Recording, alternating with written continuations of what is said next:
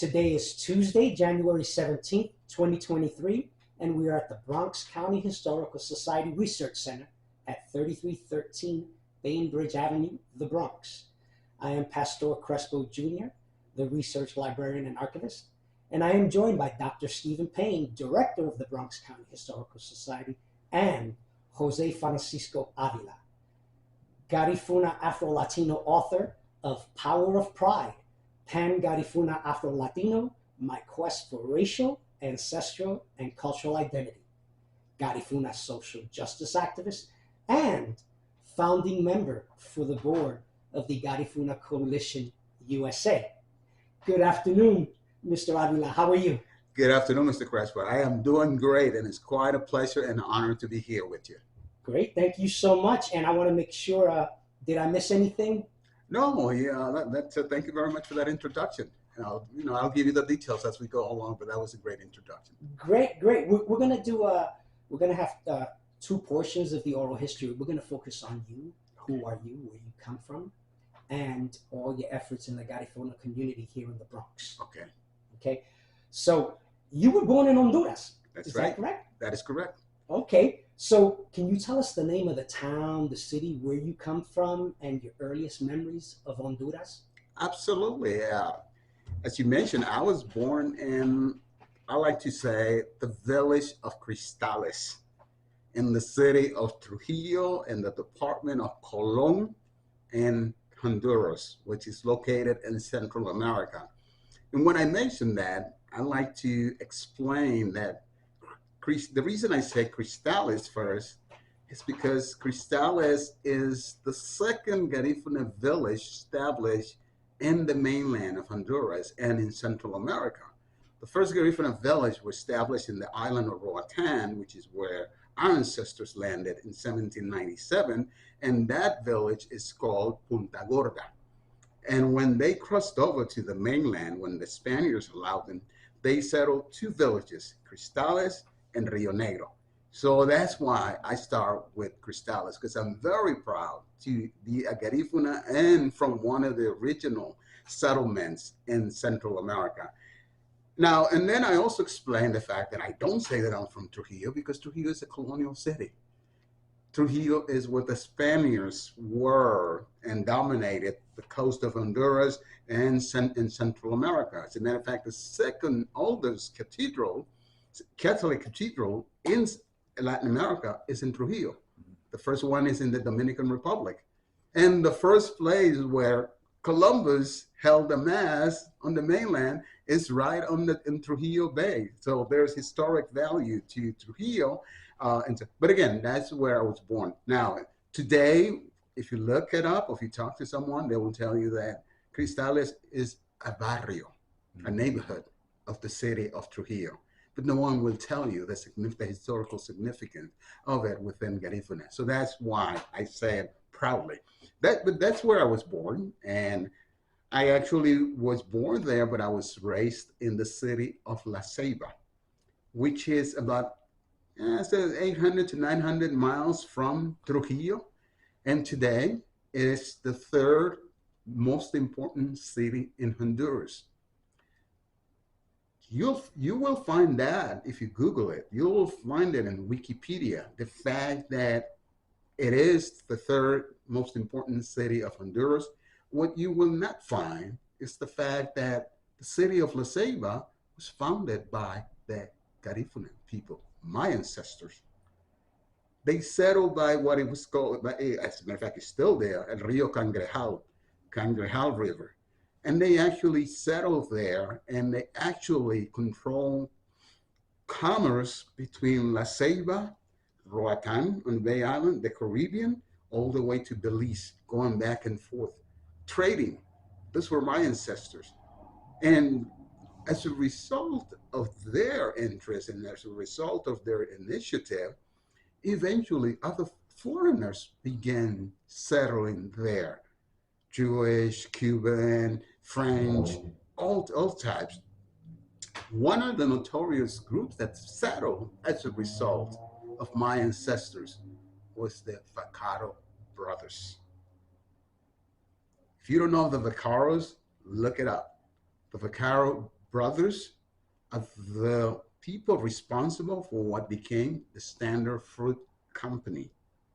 And as a matter of fact, the other story that you will not find is the fact that the Vaccaro's brothers, Italians, started their business by borrowing land from my ancestors around the city of La Ceiba. And eventually they took over that land, never paid for it. And 10 years, and I'm talking about 1810 to 1833 was when my ancestors settled La Ceiba. And then it was towards the end of that, 1833 to 1903, when the Bajaros came to Honduras. And again, borrowed land from my ancestors, never paid for it, but that was the beginning of what became the Standard Fruit Company, the largest food importing company in the world. And it's important for me to say that my ancestors were already exporting bananas at small scale, but they were already doing it. And but again, that's the history. I was born in Trujillo. Again, has historical value, colonial, and so forth. And then I was raised in La Ceiba, which today is one of the economic powers, a very important city in Honduras, and both of them have historical value when it comes to the Garifuna. I grew up in La Ceiba, in the city of La Ceiba, up until the age of 15.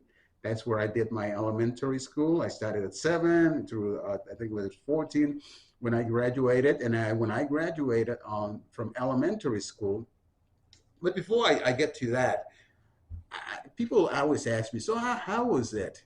You know, I have pleasant memories of the 15 years that I spent in Honduras. As a matter of fact, even Honduras and Garifunas are surprised when I say this.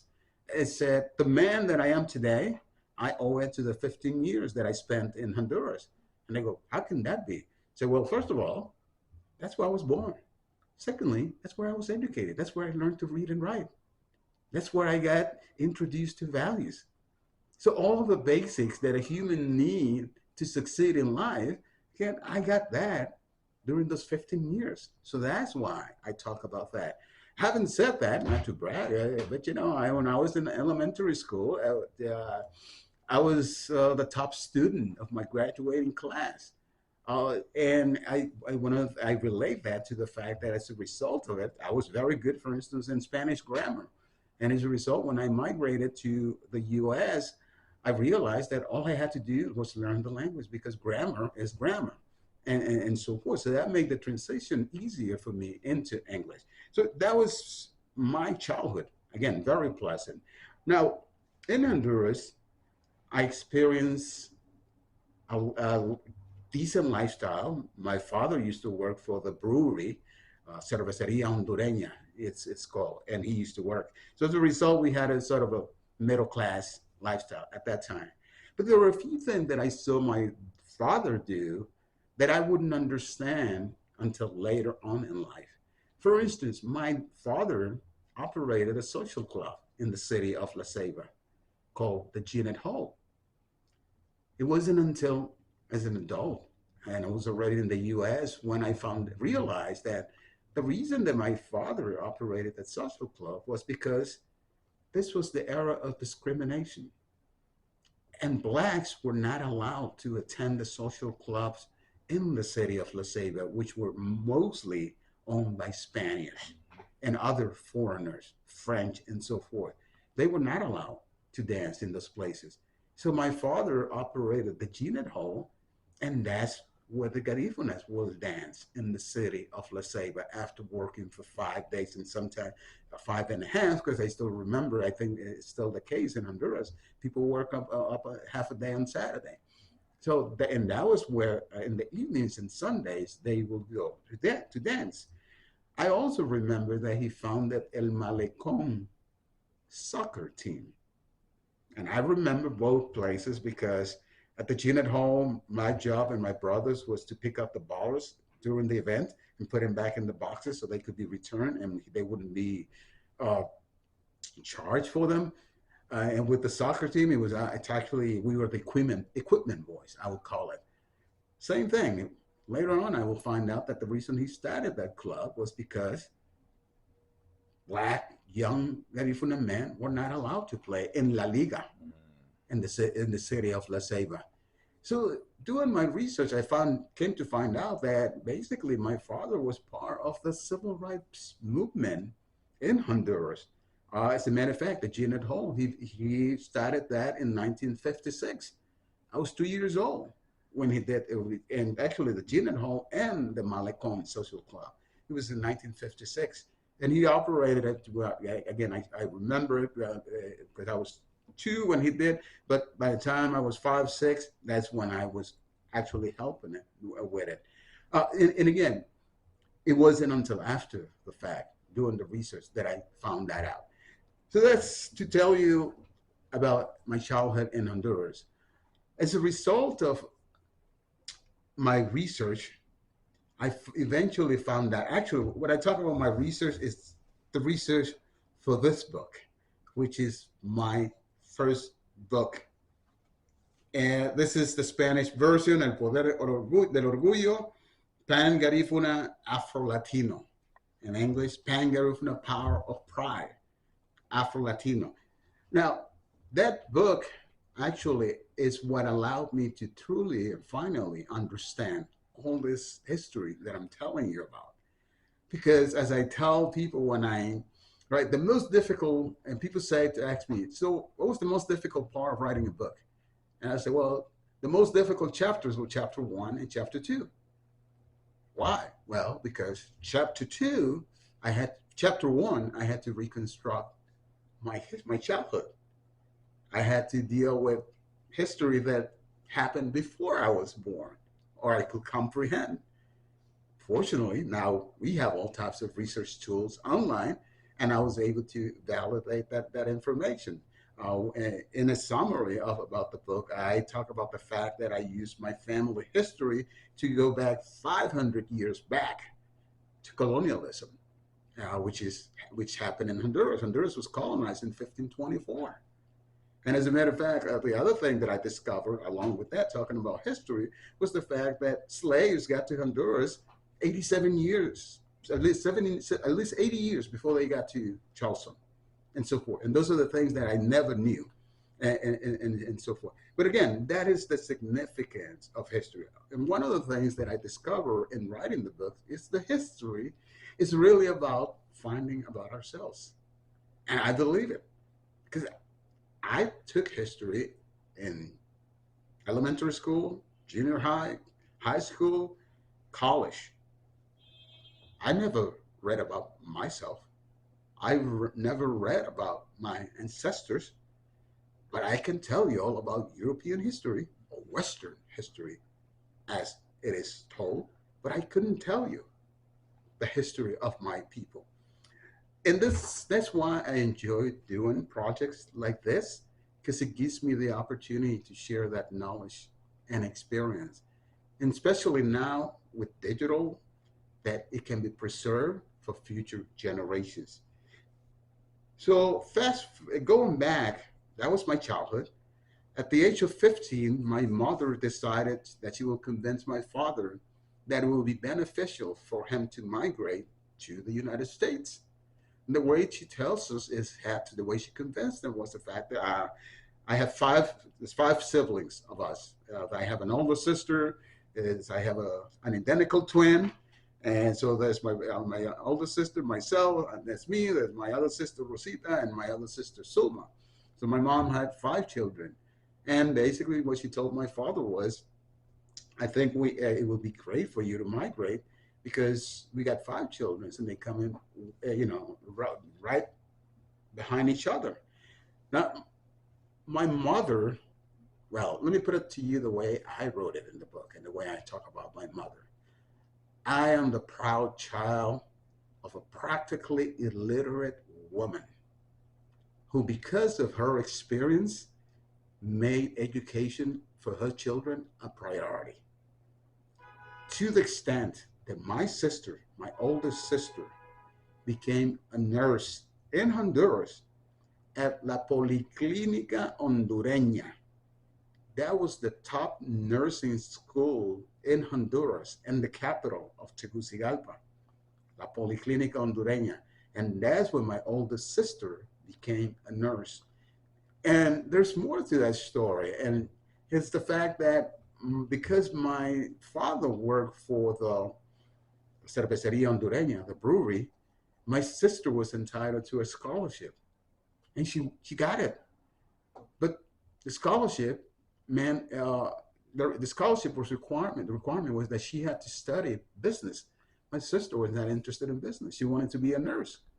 So my dad's attitude was, well, since you didn't take advantage, all right, I'm not going to help you. And my mother decided to challenge my father for the first time, and she said, my daughter is going to become a nurse. And my mom was a seamstress. That's how she made a living, and she was able to take care of us. She worked from home.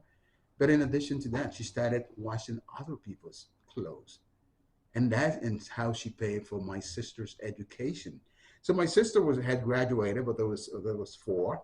And she told my father, eventually we won't be able to provide their education because in Honduras, elementary is free. Secondary and going forward is actually private, it's paid. So she convinced him. So my father became the first member of our family to immigrate to the United States in 1968. He migrated to the city of Boston. And he was there, and I love talking about this because, so I just mentioned the first chapter was the most difficult, and the next most difficult chapter was chapter 2, because that's when we go from the old country of Honduras to now my dad migrates, and that's my first exposure to the immigration system of the United States. And what's amazing about that is the fact that my dad migrated in November of 1968. December of 1969, my mom, with the four other children, plus another one of my dad's children, followed him, and we reunited in the city of Boston. And I also like to say, too, when I talk about this and migration, is the fact that we were part of the first beneficiaries of the 1965 Immigration Reform Act, the first immigration reform in the United States, the one that changed the quota system from giving preference to Europeans to now opening it, and all of a sudden people that look like me could migrate. And as a matter of fact, most of my generation migrated during that time. So we get to Boston, 1969. Talk about culture shock. First of all, coming from the tropics, where every day was nice and sunny, nice and warm, all the tropical scenes and so forth, to a place that we get off the plane from when we land in Boston, and it was not the modern airports. You actually got off the plane, down the stairs, you walked through the airport into the terminal, and the Boston airport is located right across the Boston Bay area. And there's this cold wind blowing across the airport, and it's like we're walking across, and eventually we met my dad. Now, again, through my research, I found out that we arrived in Boston not too long after the last Black migration from the South to the North. So as a result, we ended up in a neighborhood in Dorchester where it was a mixed neighborhood, but there was already a large Black population. And I know we talk about politically correct, but I like to say when I got to America, they were called Black Americans. Mm-hmm. That's what they were called. So we got here around that time. The term Latino, Hispanic didn't exist. Mm-hmm. There was a small Puerto Rican population in Dorchester where we lived. So we were able to communicate with them. And there was already a small Honduran population. So we were able to communicate with them. But the other important historical importance of that time period is that it was the beginning of the desegregation of America. It was only a year before that Martin Luther King had been killed, April 4th, 1968. and we arrived in 1969. And again, this is just the U.S. is just being desegregated. So I arrived to Boston to continue with my history at the age of 15, knowing that I'm Garifuna, but I don't know anything about my past. I don't know anything about my history. But I arrived there where whites will call me black, and the black Americans will call me foreigner. Mm. Because I didn't speak English at the time, and my name is Jose Francisco Avila Lopez. It is not John Smith or Jack Johnson. So what's wrong with that? But that's what I had to face at the age of 15. Now I'll move forward, but I'll tell you the way I explained that period, it was that initial rejection that eventually led me to research the history of my ancestry. So that it was 15 and had to assimilate, had to learn English, had to go to school. We went to school and we realized that the English lessons that we had taken in Honduras were not sufficient. So as a result, we were assigned to attend the Boston International School for Immigrants. That's what it was called. And actually, it was all immigrants from everywhere went to that school. That was in January of 1970. It was a fascinating experience because it was like, there was Europeans, there were Haitians, there were Jamaican, Cubans, and so forth. And we all had to mingle and we all had to speak among ourselves. So therefore, we had no choice but to use the common language, English.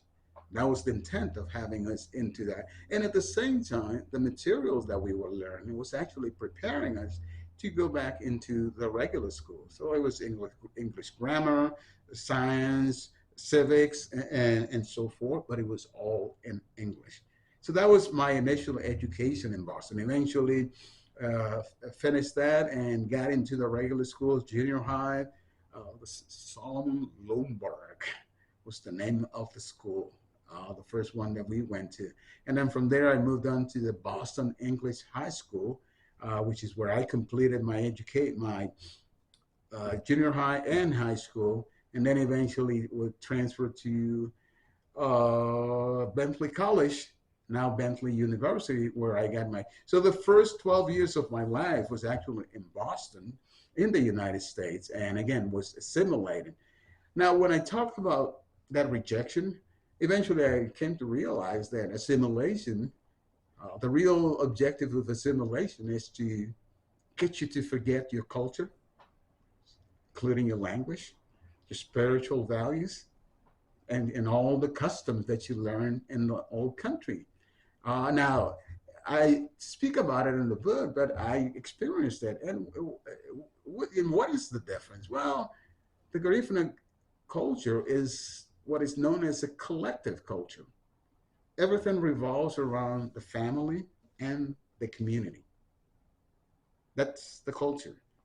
I still remember in Trujillo, especially when we used to go visit my grandmother. And I will tell you that my pleasant memories of families is from the Garifuna side, which is why up until today I identify as Garifuna. And I'll tell you a little more about but it was because it was my maternal, I was born in my maternal, as a matter of fact, instead of telling you, I'll show you. I actually printed it. My grandmother's house where I was born. That's my grandmother's home. That's where I was born.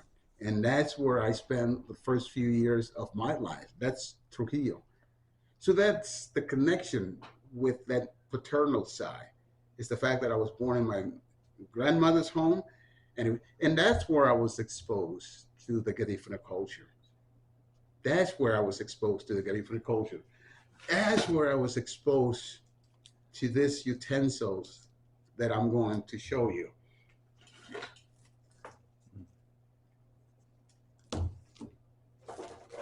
I'll start with this one. Now, I was exposed to these utensils in my grandmother's kitchen. Those utensils are used to make the cassava, which is a staple food of the Garifuna diet. And if you are not familiar with cassava, look it up. Look it up, right? But it's actually nowadays we actually say cassava is the Garifuna tortilla. It's a bigger tortilla than but it is a good. And again, and I saw that was produced in my grandmother's kitchen in that house. This is the front of the house. Right behind here was the kitchen. And that's what all the utensils were utilized. So it starts with the tubers, which are they peel them and so forth. They grind them. Nowadays they use food processors to, but back then it was like all by hand. All by hands, exactly. Hours. Exactly. And then the flour of the cassava, they will stick into this, which was hanging from the ceiling, and right here there was a piece of wood that went in, and somebody will sit on that side, and somebody will listen, and that will they will squeeze the juice out of the cassava, which will end up in a bowl, and then they'll take the flour from here and they'll stick it in, put it in here, and then they will shift it and so forth, which is how you produce flour nowadays, right? And then they will actually bake it, and this is what they will use to actually give shape to the cassava and pat it and so forth. So that was and I mentioned this because usually I've been in the States. I lived most of my life in the United States. So some people find that interesting that I became interested in getting from the culture. And I tell them, well, my interest is not just out of curiosity. It's the fact that I lived it. I was exposed to it. And then again, to the process of assimilation, I lost touch with it. And I eventually fortunately was able to reconnect with it. But that was my childhood. Wow. Now, moving over to the Bronx, what, if anything, did you know or hear about the Bronx before moving here? How did these preconceptions live up to your reality? Thank you. Thank you for that question. Again, I like when I speak about my life nowadays. I like to say that it's divided in three parts, and I just mentioned two of them. In the United States, I just spoke about two of them. Well, no, one, which is Boston, which is where I arrived, and that's where I educated myself. Then, in 1981, I moved to Dallas, Texas. And if Honduras to Boston was culture shock, Dallas, Texas was even more of that, and so forth. I was there, but Dallas is very interesting in that it was through Dallas that I got connected with the Bronx. Actually, the connection started in Boston because I mentioned my maternal grandmother, and I mentioned my father. In the book, that's what the book is. And when I talk about the difficult part, is because I'm biracial, and my dad is Garifuna, and again, that's where I was. But my mom is really mestizo and with indigenous and so forth. So Boston is interesting because we were the only ones. I'm Avila from my dad, Lopez from my mother. All the Avilas are here in New York. Wow. All the Avilas are here in New York. We are the only Avilas that ended up in Boston. And the reason was because it was one of my aunts, my mother's sister, who actually sponsored my dad's visa. So that's why we ended up in Boston. My dad ended up there, and then but as a result, we always had connections with New York. And so during the summers, and just about every time, we will drive from Boston to New York, to come visit family. And all of our family lived right here in the Bronx. Wow. They all lived right here in the Bronx. So that was my exposure. That was my connection to the Bronx, was the fact that my paternal side of the family is located here. So we used to come and visit. And then, so when I moved to Dallas, I became, well, I call Dallas, I call that phase of my life my mental emancipation.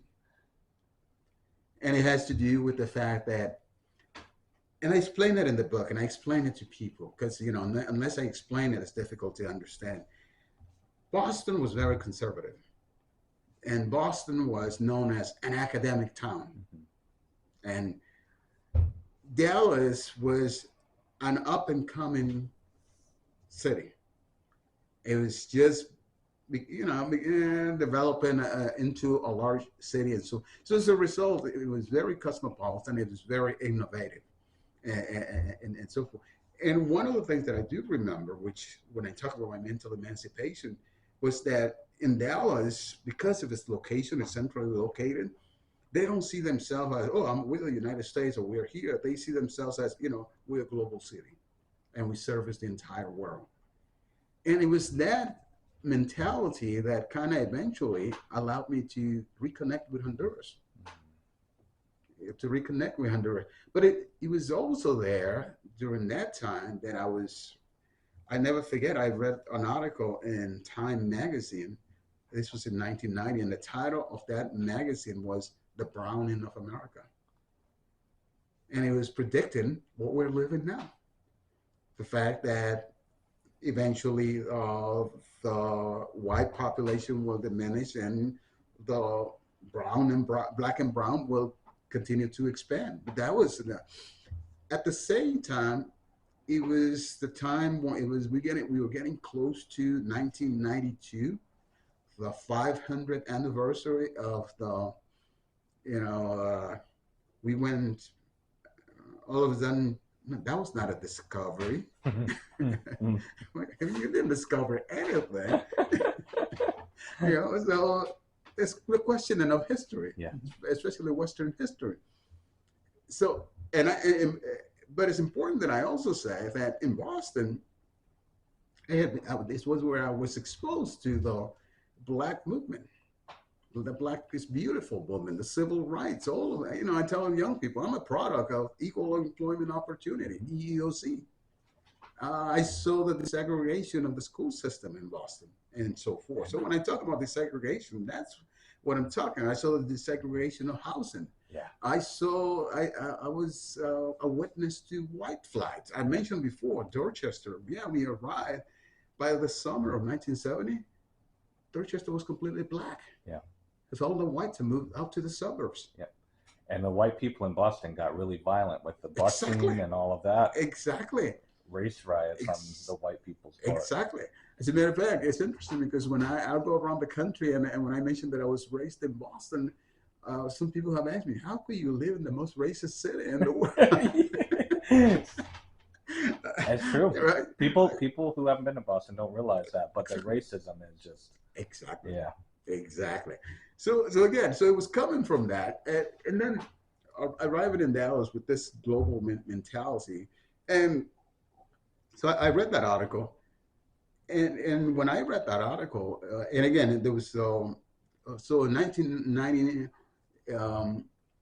as the anti-discovery and all, but also the coming out of the indigenous people. Mm-hmm.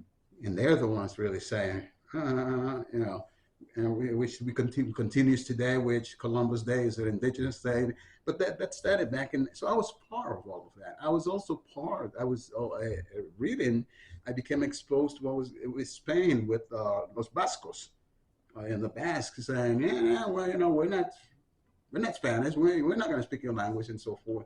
And as I was reading that, all of that, when it comes to my mental emancipation, was that it took me back to myself and realized that, you know, we are separate from Spaniards that colonized us. we are separate from the mestizos with whom we dealt with. We are so different, so separate that we have our own language in addition to our own culture, the Garifunas. So it took me back to, again, it's like, okay, I know that I'm Garifuna, but who are we? What is our history? And so forth. And it was in Dallas where that happened. And it was interesting because what it also did, it reconnected me with Honduras and it reconnected me with the Bronx. Because then I was working for a technology company, and I tell my friend, back in the days, connecting flights were cheaper. So I was able to justify that it didn't matter where I was traveling, my connection would be New York. And I was able to justify it because it was cheaper to my employer. So during the weekends, I will connect to New York. My brother will meet me. He was still living in Boston, will meet me here. And actually, we started, with family and friends. But what the real kicker, the real trigger for all of it was August of 1988. Again, I was traveling all across the country, and I traveled to Los Angeles on a business trip. And usually when I travel, I used to leave Dallas on Monday morning, and I would return either Thursday or Friday. That time, we couldn't solve the problem, the client's problem. So they said someone has to stay. They chose that it would be me. And I'm in Los Angeles with a car, a hotel, and I know there are Garifunas there. I don't have a telephone number, and I don't have an address. So I can't visit anybody. So I had no choice but to become a tourist, which I usually try not to be. So I'm driving around, and as I'm doing that, you can only do tourism for so long. I remember going back to my room, and I was sitting there, and I started meditating. And more than meditating, I started reflecting. And in my mind, I remember it. In my mind, I was saying to myself, "Oh, Jose, you have been successful in everything that you have set your mind to. You have achieved it." I was 34, and you're successful. But in the back of my mind, there was this little voice, and it was just one question: "But what have you done for your people? What have you done for your people?" And that happened. I was there Monday. We were able to resolve the problems. I was finally able to fly back. I got home. I told my wife, I told the story, and I concluded by saying, "I want you to know that I consider that a calling, and I want you to know that I decided that I will answer that calling." And the calling became to inform, educate, and empower Garifuna people. And it was that took me back to the Bronx, because I knew that the majority of the Garifuna people were in New York City, and I knew that specifically they were here in the Bronx. So that was the reconnection. All of that took me to February 5th, 1989. There's a place, I can tell you the address right now because the 671 Prospect Avenue. And I tell you the avenue because the place that was there before is no longer there. If you go there, now there's a school there. It's actually Club Cubano Internacional.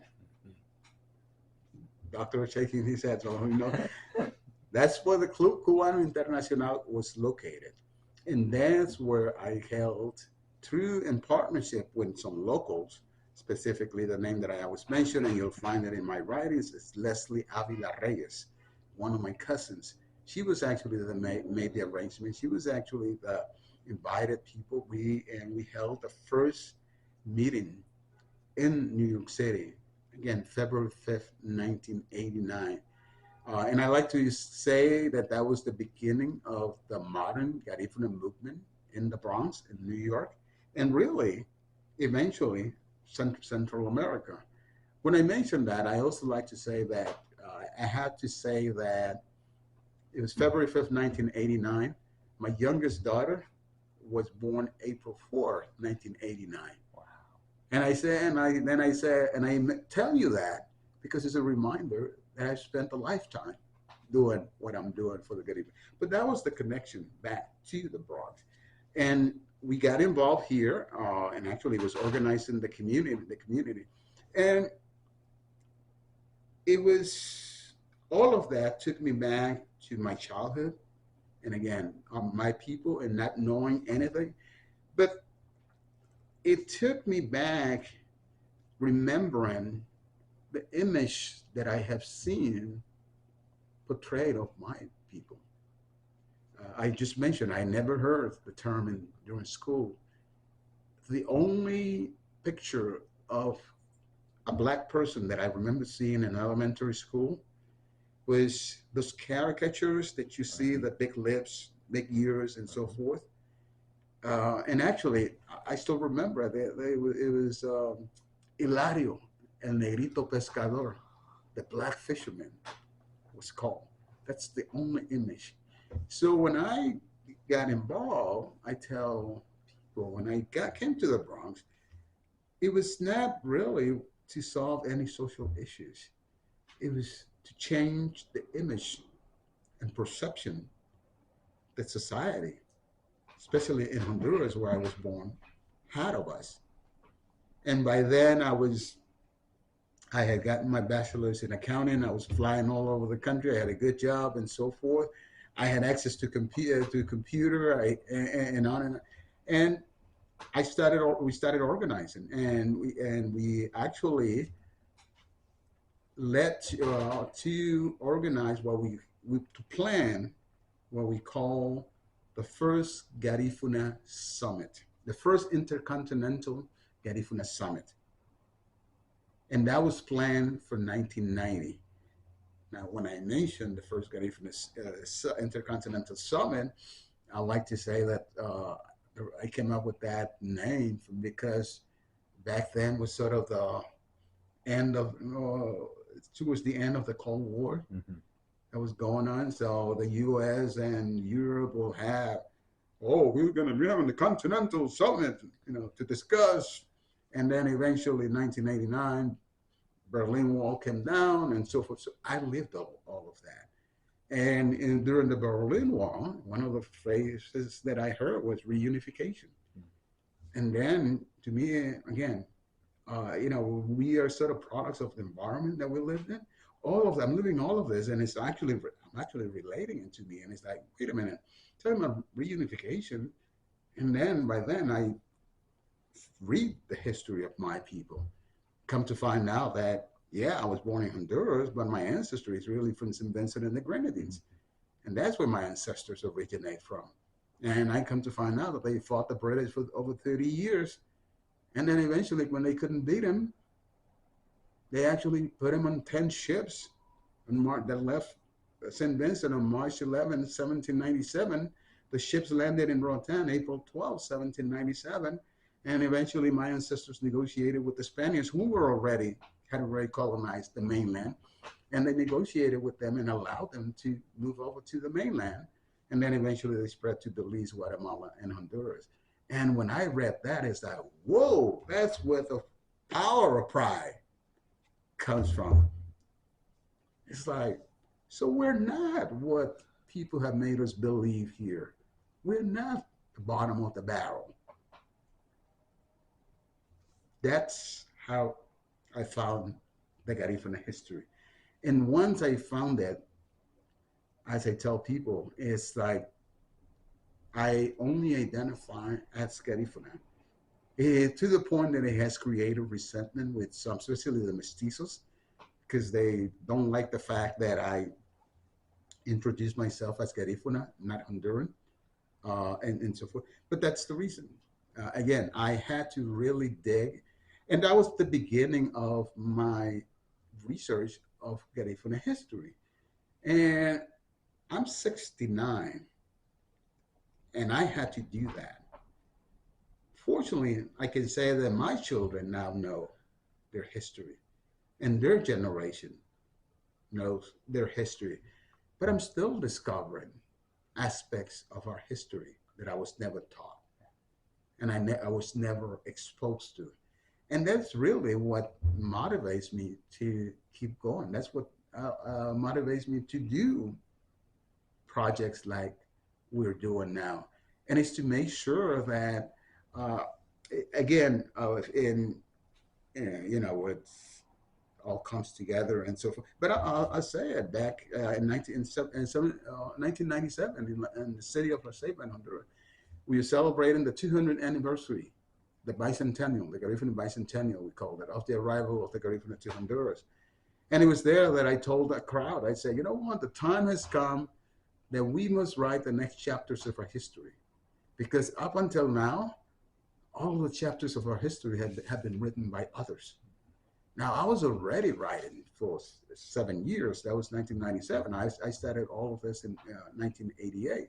But it was during that search also that I came across an African proverb that says,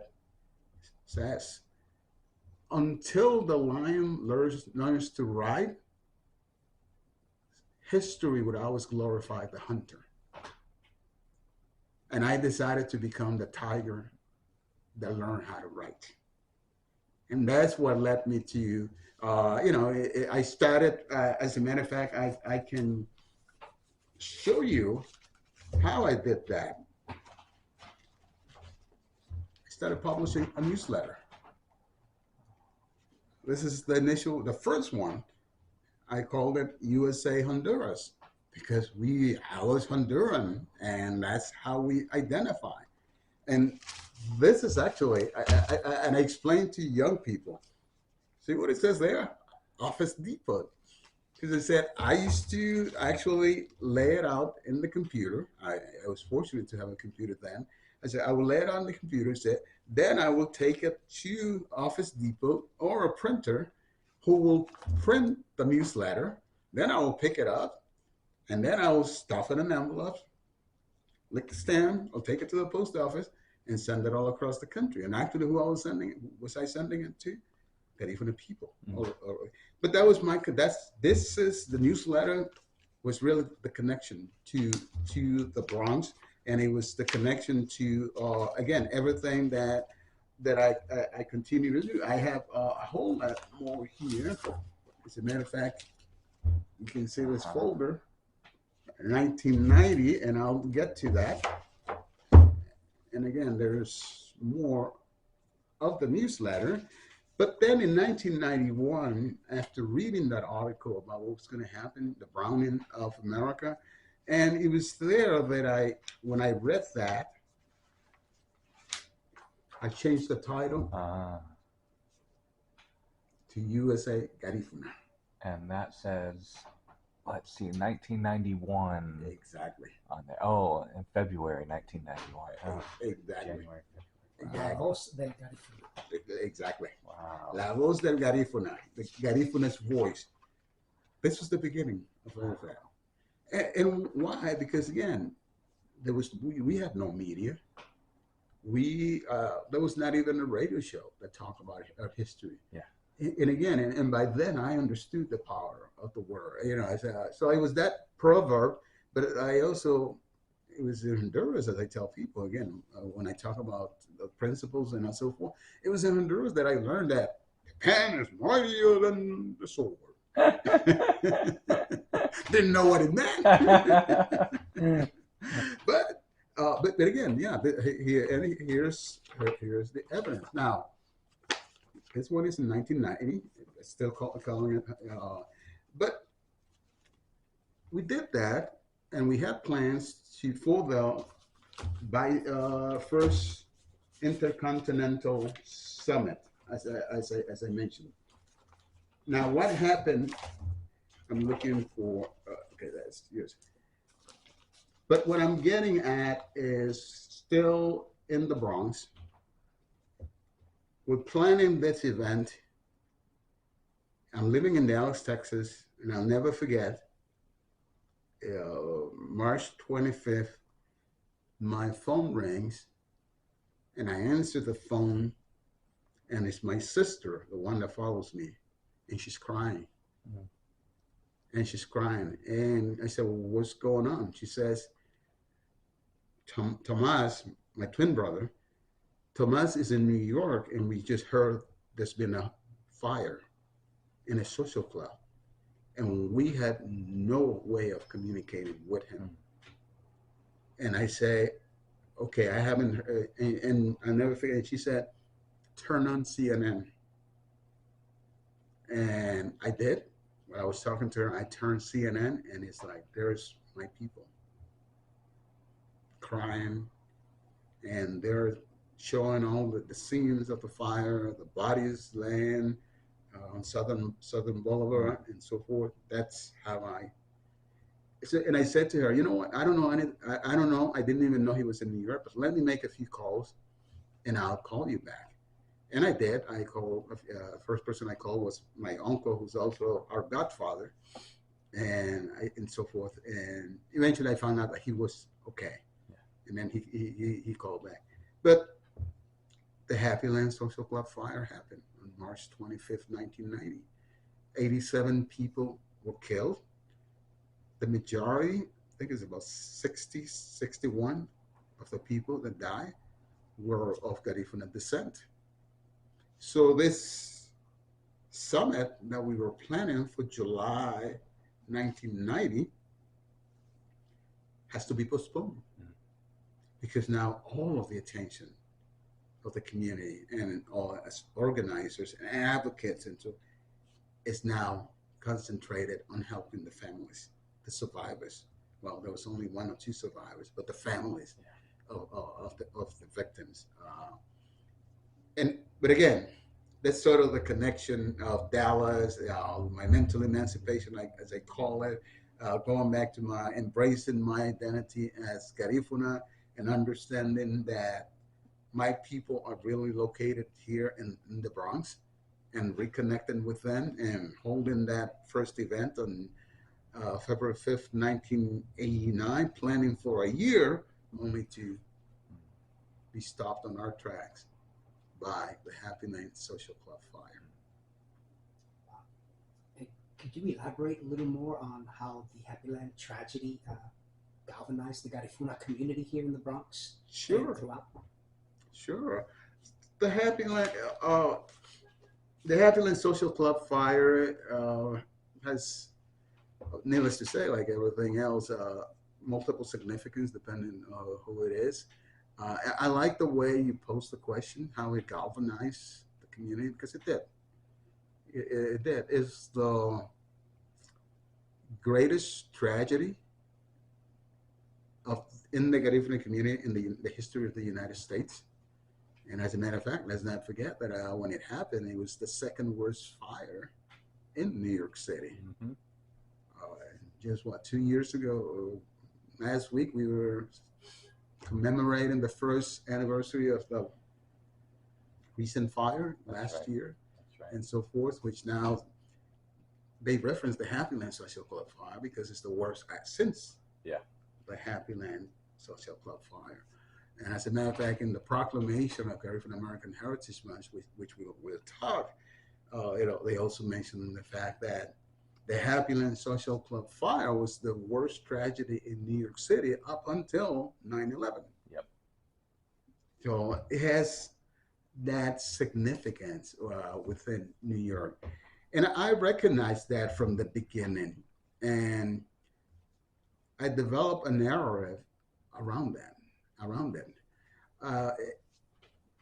And it's important that I explain this because there's been confusion about how we perceive the Happy Land Social Club fire and how others perceive it. The largest, well, it was a Garifuna operated social club. It was a Garifuna operated social club. There were other people like, as entertainment, but it was operated. The majority of the 87, again, about 60, were Garifunas. And as a matter of fact, a great majority of that were from the city that I was born, Trujillo, and so forth. So that's how we see it. Others remember that it was Hondurans. And again, because back then, I tell people, I've been here in this country long enough that I know all of the identity, the evolution of identity. Yeah. You know, I was here when the Black Americans became well, I like to explain that. So it was Black Americans, which means they had just gone from Negroes to Black Americans, and then I lived to see the Black Americans to African Americans, and so forth. So I also have lived long enough to remember that in Boston, if you were Black and you spoke Spanish, the question was, "Are you Panamanian?" Because those were the only Black people that saw that, knew that spoke Spanish. And I say that to bring it to the Bronx, where I still, when I say this, people still tell me, "You're right." Because he was like in the Bronx, if you saw a Black speaking person, "Are you Hondureño?" Era Hondureño. Oh, you didn't even have to say Hondureño. Because so that was the perception, and that's how we were known. That's how we were known, as Hondureños. We were not known as Garifuna. But again, and that's where the narrative changed. Well, that's when we decided to change the narrative through the Garifuna Coalition and emphasize the fact that the majority of the victims were Garifunas and that it was the worst Garifuna tragedy in the history of the United States. And so forth. And the fact that a lot of promises were made to the Garifuna community at that time by former Major Denkin, rest in peace, Cardinal O'Connor, rest in peace, former Honduras President Rafael Leonardo Callejas, rest in peace, New York Mayor David Dinkins, rest in peace. They all made promises to the Garifuna community. And the promises were, we're going to make sure that we can build a community center for the Garifuna community so they won't have to lease or use illegal clubs. I'm here to tell you that 33 years later, none of those promises were kept.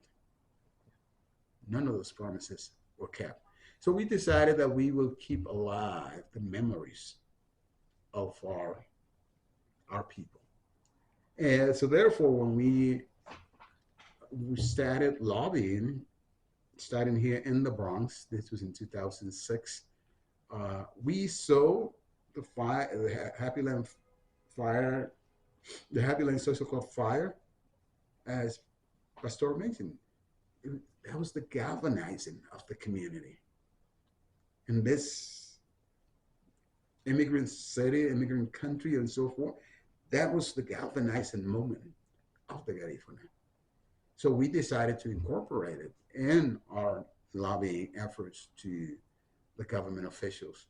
And that was the story. It's like, we've been here since the 30s, even though people but in spite of our contributions through the years, New York didn't really recognize us or found out that we were here until March 25th, 1990. The Happy Land Social Club fire. I'll never forget, we were with the first award that we received in New York City. And I addressed the crowd by saying, I represent the community that was not known in New York City until March 25th, 1990, the Happy Land Social Club fire. And as soon as I said that, people would look up. And then when I finished, they will come up to me and say, I knew about the fire, but I didn't know that most of the victims said yes. And then even elected officials here in the Bronx. But again, that was the galvanizer. And once we did that, all of a sudden, the relationship with the electeds changed to the point that in 2008, then Borough President Adolfo Carrion first actually issued this proclamation, which basically just said, recognize and salute the outstanding community of the Garifuna. That was basically it. And then in 2009, he issued this proclamation declaring Garifuna Heritage Month in the Bronx. Mm-hmm. This was the very first proclamation of Garifuna Heritage Month. It was right here in the borough of the Bronx. And again, a lot of people get confused because they say, oh, well, it was Ruben Diaz. No, it was Adolfo Carrion. It was continued by Ruben Diaz Jr. When he became borough president. And as a matter of fact, as I was speaking, that is the Happy Land Memorial. That is the Happy Land Memorial. It sits right at the corner of East Tremont Avenue and Southern Boulevard, right in front of the place where the social club was located. So that was Adolfo Carrion.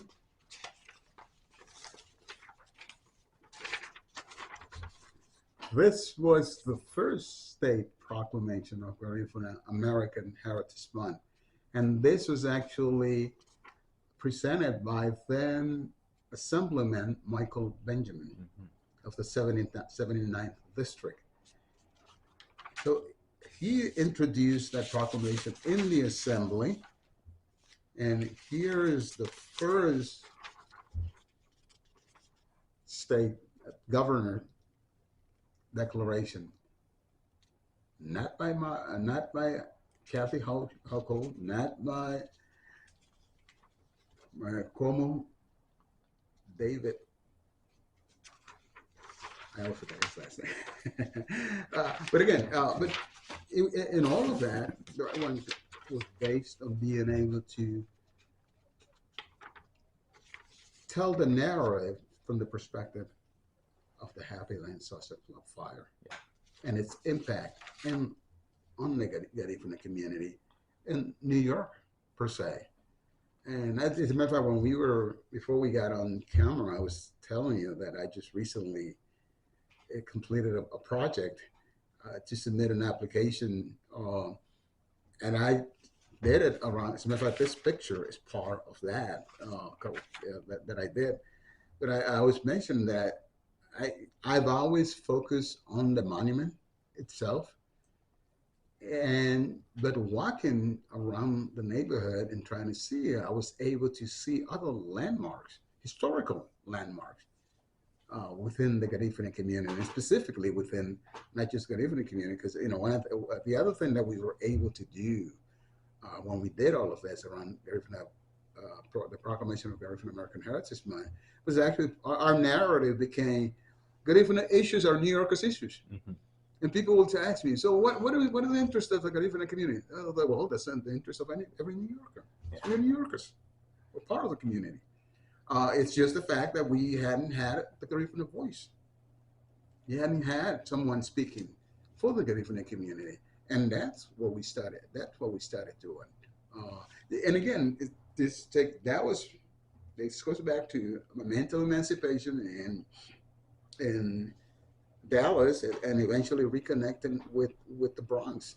And as a result of all of that and working with our people, the Bronx is really where the modern Garifuna movement begins. It was born right here. And it's important that I explain that. I explain it in the book, and as you can tell, it's like I'm a walking. I have a friend. I have a friend who refers to me as a walking encyclopedia. but again, I spent the time and the effort, and it's basically to make sure that we don't go back to obscurity where we were not known. But when I said, as far as the modern movement, we are no different than any other immigrant group. We came in, we settled, we adapted. Some of us assimilated, some of us became acculturated, and so forth. But we're no different, and that's what all of this demonstrates. So when I talk about the modern movement, as part of that immigration process, we started organizing, but most of our organizing was sort of, as a matter of fact, I also mentioned it's a good opportunity to show that this is my documentation of the different organizations. This is certificate of incorporation of all the initial Garifuna organizations, beginning in 1946 with the Carib American Association, continuing in 1959 with the Phoenix Social Club, and so on. And when I read the certificate, they all have the same pattern. They talk about fraternity. Talk about fraternity, the well-being of the community, and so it was about, again, that communal effort. When I talk about the modern for the movement, I'm referring to, yes, we care about the community, but at the same time we came to realize what every activist eventually realizes: the problem lies in the community, but the solutions to the problems are outside of the community. So that's what I refer to the modern Garifuna movement, is that we realize that we got to talk about issues, and those issues have to relate to New York City, New York State, the United States of America, because this is what we are. And as a result of it, for instance, the first modern Garifuna organization was called Mujeres Garinagu en Marcha. Mugama, Garifuna Women on the March for Progress. That became, and their focus was education.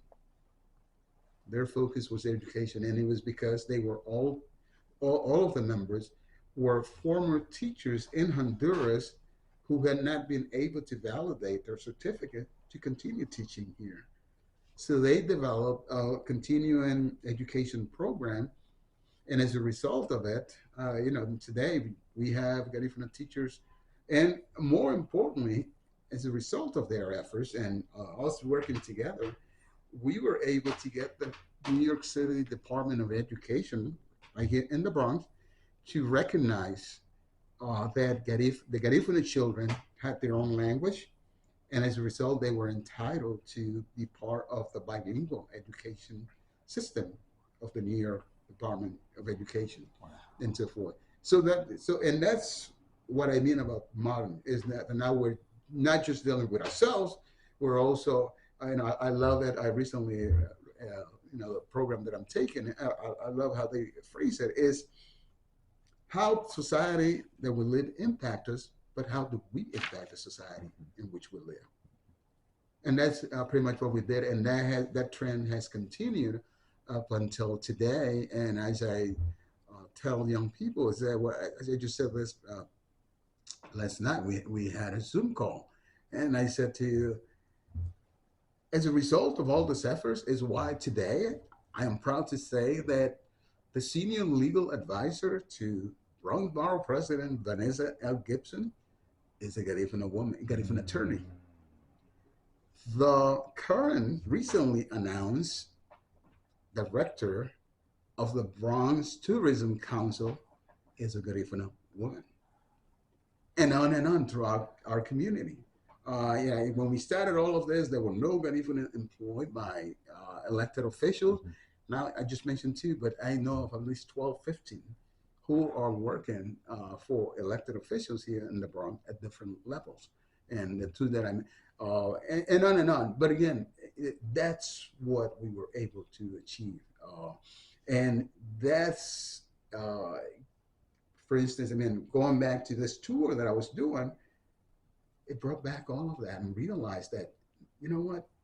Yeah, it had an impact, but we also have impacted the Bronx community. And now, that's nice to say, but the reason we're doing this and the reason that I continue to do it is because unless I tell you, you look for all of this information and everything that we've accomplished and everything that we've done and all the impacts that we've had, you won't find it. And that's why I'm here. What else can I tell you? Young Bronxites are going to find this oral history and just pull out all this wealth of history and knowledge that you just gave us permanently in the historical record. Right. Now, with March coming upon us pretty fast, can we talk about the development of the first Garifuna Heritage Month Sure. and how that's changed over time? Absolutely. One of my favorite. So I briefly touch upon it. The fact that the first one was issued by let me look at this, again,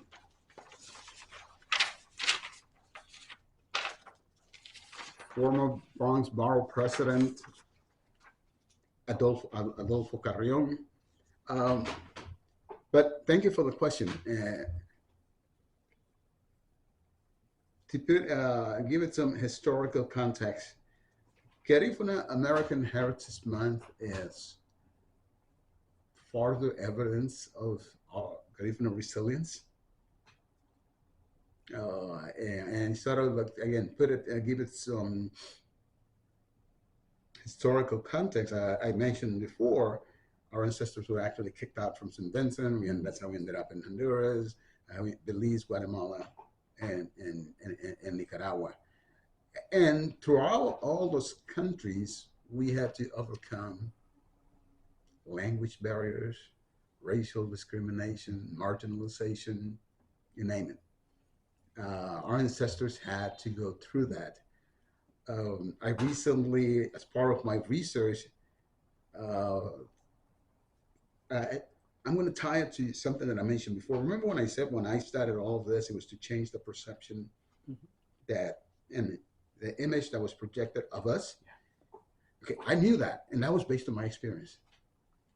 Recently, through research, I found the validation to it. And it was the fact that back in the 90s, well, since independence in 1821 up to 1994, Honduras developed what was called a but basically they came out with this term that if you look it up, the term you're going to find is mestizaje. Mm-hmm. But it was the equivalent of mestizaje in Honduras. And what was mestizaje? Based on the fact that Honduras promoted the fact that the Honduran heritage was based on the mixture of the Spaniards, the colonizers, and not just the indigenous, but the Mayas. Mm-hmm. The Mayas. There are 9 different ethnic groups in Honduras, but they chose the Mayas because of the great history, and so forth. And then all other indigenous groups and blacks, including the Garifunas, were barbarians that needed to be civilized. And civilization meant teaching us the Spanish language, teaching us to adapt the Catholic religion, forgetting about our customs and traditions and adapting the colonizers' ways and so forth. That was real. That was like, I found out that from 1920 to 1930s in Honduras forbade the immigration of blacks into Honduras. So again, that was the validation that I was able to find. So that's again, but I'm talking about the resilience. We overcame that. Not only did we overcome it, we actually changed Honduras, because as a result of the advocacy of my ancestors, Honduras eventually had to accept that it was a multiracial, multilingual country, and so forth. So, and then I mentioned my father's experience with the civil rights movement. So we have played a role throughout society and so forth. And again, when I found all of that, when I talk about pride, it's like, and that's to take us to Garifuna American Heritage Month. That's sort of the historical background. But there's Garifuna American Heritage Month is also tied to the Happy Land Social Club fire, and basically coming out of that. But there's also a story that I included in the book behind it, and it has to do with the fact that So we have the Happy Land Social Club fire, the worst tragedy in Garifuna history. Well, in 2006, we had the biggest scandal in Garifuna history, and right here in the Bronx. It's right on Southern Boulevard, around that area, with not too far from the monument. There was Garifuna woman who opened a nonprofit. The name of the nonprofit was Hamalali Wayunego, the Voices of Our Ancestors. And she offered all kinds of services, mostly immigration services and computers, classes, English as a single language.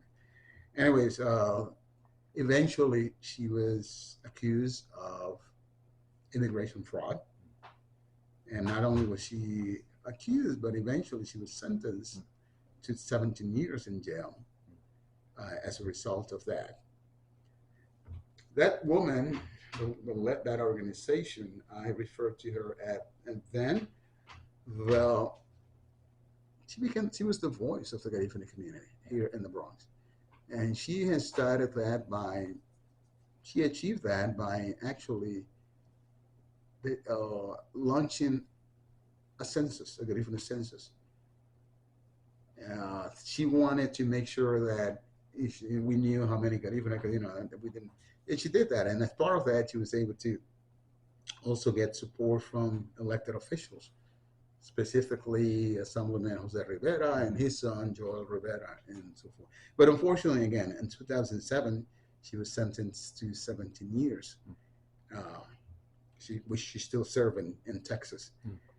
Well, I give you the background of the organization and the role that they play, because when it happened, of course, it was a shocker for all of us. It was all over the news. But I spoke to the president. I was the treasurer of the Garifuna Coalition at the time, and I spoke to the president, and I said, you know what? We need to counter this. And I think we need to counter it with the electeds in addition to the community. And I volunteered, and he approved that I would reach out to the electeds, and I did, and I was able to get appointments with a few of them. And each one of them that I met with will start the conversation the same way. Do you realize that the integrity of the Garifuna is on the floor? It's like you lost credibility, and on and on and on. And I will listen, and then as soon as they will give me an opportunity to speak, I will say, first of all, I want to make very clear that the Garifuna community does not condone what this organization has done. Having said that, I think it's unfair for you to accuse an entire community on the actions of one organization and one person. And as soon as I said that, it will change the dynamic. You're right. You're right. And then I will conclude by saying, furthermore, the reason that I'm here is because, yes, she has been sentenced. Yes, she's serving a penalty, but the needs of the community are still here. And no one is serving them. And we, as the Garifuna Coalition, have decided that we're going to step up and fill that void. But to do it, we'll need your assistance. That changed the dynamics, not only the dynamics, but the relationship. And they became our friends, our supporters. So as a result, I call Garifuna American Heritage Month, the Declaration of the vindication of the Garifuna community after that incident. It was our way to change the perception and again, present. So we decided that, well, yeah, we're going to vindicate the Garifuna community because we're not all responsible for her actions and so forth. So that led to this document. So we're talking about the beginnings of Garifuna American Heritage Month, and I actually would pause when I was showing you this document. And again, I call Garifuna American Heritage Month the vindication of the Garifuna people.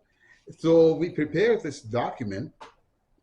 We never done it. We decided, we need to, and in addition to the vindication was actually raising awareness of who we were. It was also, and part of that awareness was, again, reaching out to other electeds. And one of those things that happened out of that was actually connecting with the U.S. Census. And in 2009, we were able to partner with the U.S. Census. This is our certificate to actually organize the first census campaign to identify the Garifuna. Remember that I mentioned that we were called Hondurans. Right. So we wanted to change that. And from the beginning, we started emphasizing Garifuna. So that was part of this. Along with that, again, we put out this document. And when I was working on the document, actually what I did was I went and checked what heritage months existed. And I found out that there was the Irish American Heritage Month, there was the Italian American Heritage Month. I think those were the most prominent in New York, but they were all European. Mm-hmm. I didn't find anything, from Black and brown people, but they were very helpful because then, as I usually do, I just started reading. How do you put together? How do you justify it? And I read them, and then I realized that, here's a justification. The Garifuna Coalition respectfully submits this proposal to the Honorable Adolfo Carrion Jr., Bronx Borough President, to issue a proclamation designating March 11 to April the 12th of each year as Garifuna American Heritage Month in the Bronx, beginning in 2009. During Garifuna Heritage Month, we will celebrate the great contributions of Garifuna Americans to the fabric of New York and will pay tribute to the common culture and bonds of friendship that unite the United States of America's country with the Garifuna's countries of origin, Belize, Guatemala, Honduras, Nicaragua, and St. Vincent and the Grenadines. Whereas our nation is sustained by and has prospered as a country of immigrants, the Garifuna American legacy and history are inextricably linked to the United States and marked by the strength, determination, and vision of such notable individuals as William Henry Brown, the playwright of the drama of King Shotaway, a play which is recognized as the first Black drama of the African theater, which has as its subject the 1795 Black Caribs insurrection in the island of St. Vincent, led by the paramount chief, Joseph Chatouillet. Brown's plays was staged at the African Grove Theater, which was located at the corners of Mercer and Bleecker Streets, founded in 1821, and was the first African-American theater, according to the program. And then I was followed by the Garifunas in New York. The Black Caribs, Garifunas, are descendants from shipwrecked slaves who sought refuge in mainland St. Vincent and intermarried with the Carib and Arawak Indians. New York is home to the largest Garifuna population outside of Honduras in Central America. An estimated 200,000 live in the South Bronx, Brownsville, and East New York, Brooklyn, and Manhattan, Upper Manhattan, West Side. In 2009, the Garifuna community of New York City will celebrate some key milestones, such as the 63rd anniversary of the Carib American Association, Inc., the 50th anniversary of the Phoenix Social Club, Inc., and the 20th anniversary of Mujeres Garinagu en Marcha, Inc., an organization of Damas Limoneñas in New York, Inc. In addition, it will commemorate the 19th anniversary of the Happy Land Social Club fire, where the majority of the victims were members of the Honduran Garifuna community, and the 8th anniversary of UNESCO's proclamation of the Garifuna culture as masterpiece of the oral and intangible heritage of humanity.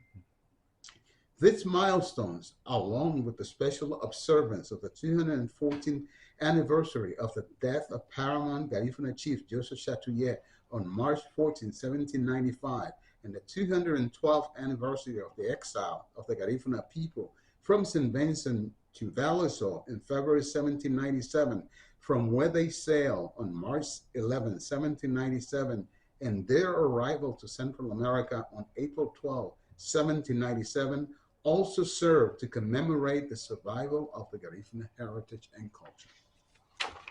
That was that was this. I'm reading straight from the document. Yeah.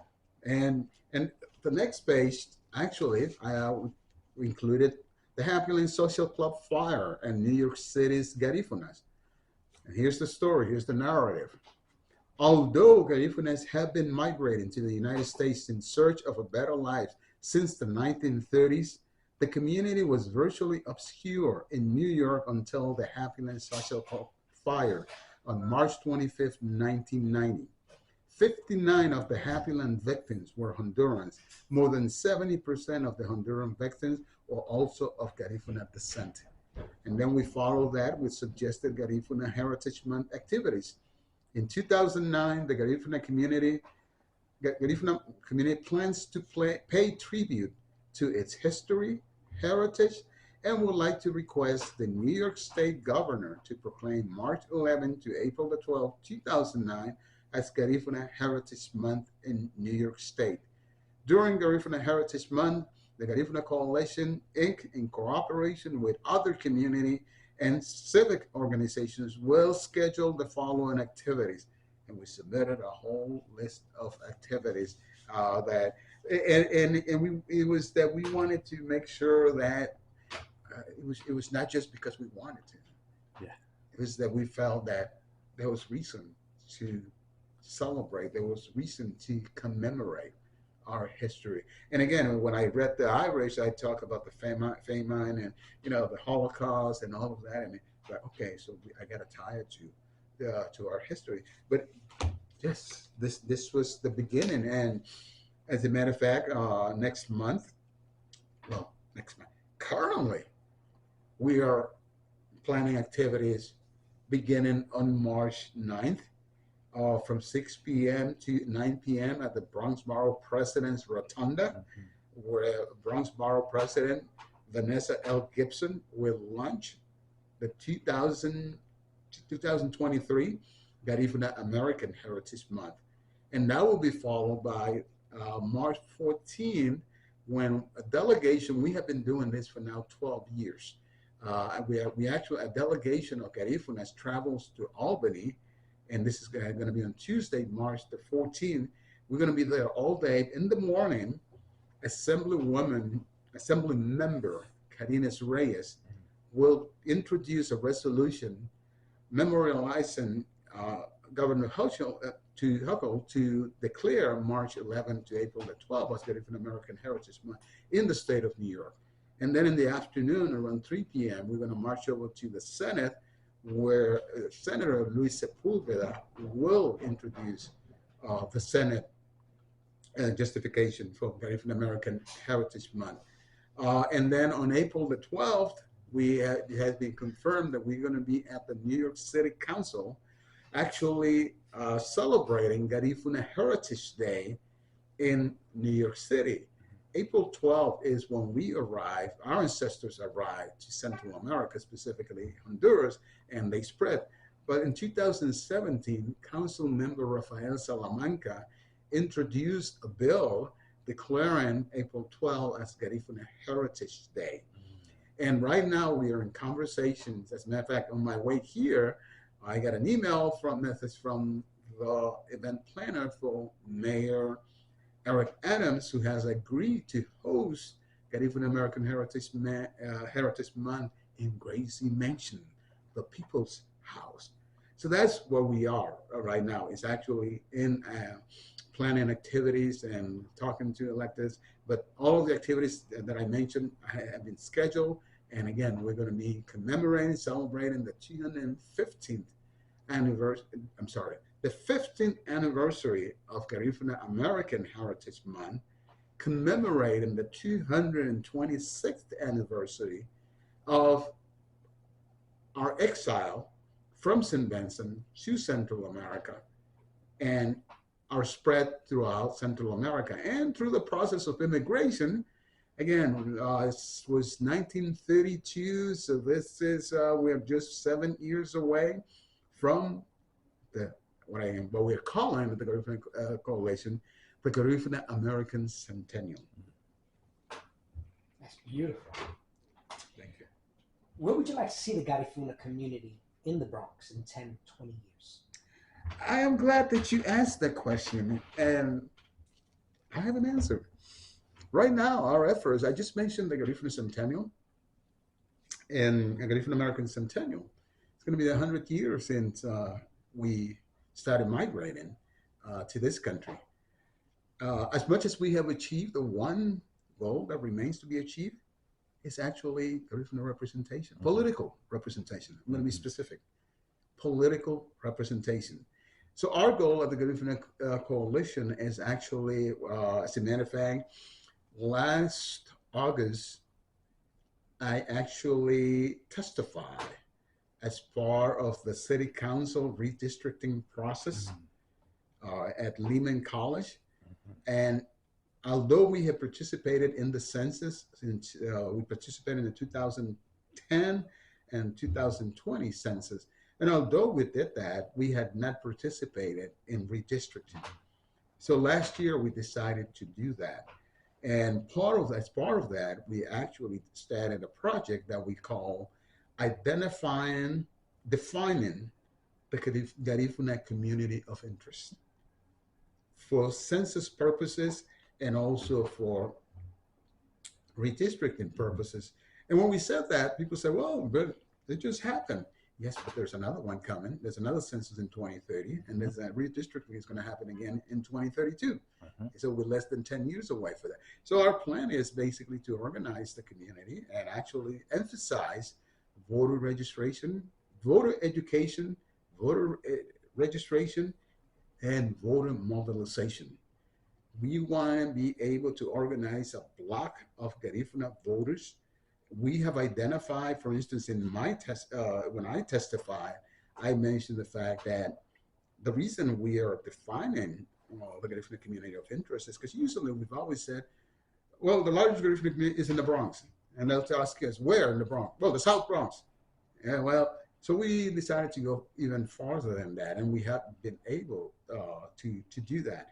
And in that process, we were able to identify that our community is basically, when it comes to the electoral process, is actually concentrated in the eight council district, between the 8 council district, the 14, 15, and the 17, 16 and 17.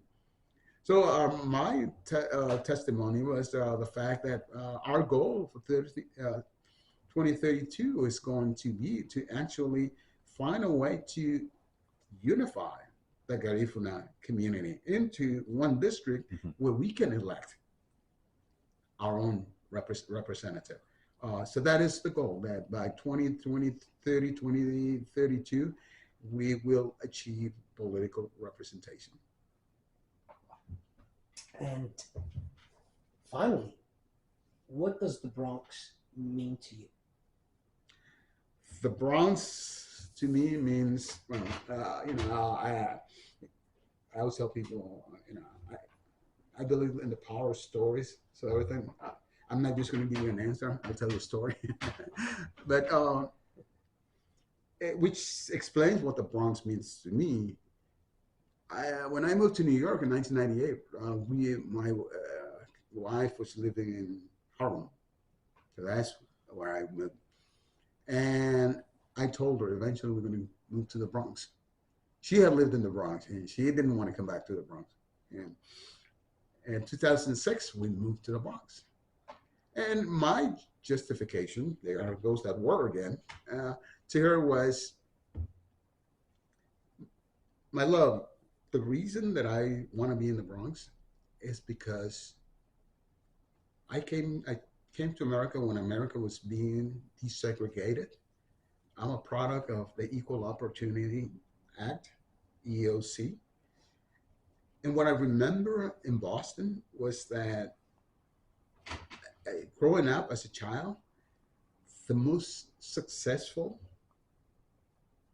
Black Americans, African Americans, left the community. Left the community. And the best dressed person that I saw and the best car around was the pimp at that time.